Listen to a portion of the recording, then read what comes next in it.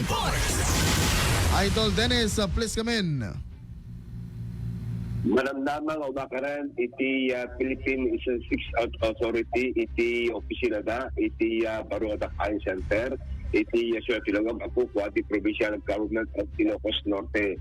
Palpasan dito iti panagpinirma iti agreement iti PSA ang representar na Atty. Sheila de Guzman, si PSA Regional Director Ken, ni Governor Matthew kini Governor Celia Arneta Marcos para palang kanato'y panagupada iti may kaindem nga floor iti Tapayan Center iti asyudad iti Lawag. Ngano pati kasta nilawlawag Idol Lawrence nga ti yakar ti PSA kit saan amin nga opisina ti PSA kit agupit na council nga rudigat para lain kanato'y National ID Fixed Registration Center kit nga sawan iti agala ti PSA ID itinto Lawag City iti indak pagturuan idinto nga dadumapay nga opisina ti PSA kit ang talina ed iti San Nicolas kadadumapay nga dokumento para palang kadagitay agala iti birth certificate kan dadto mapay.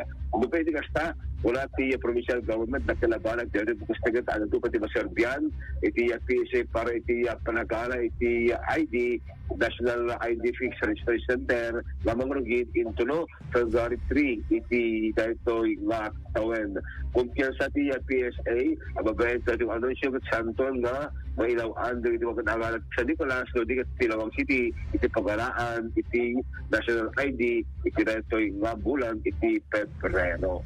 Idol Dennis Alipio at Areben. IFM News.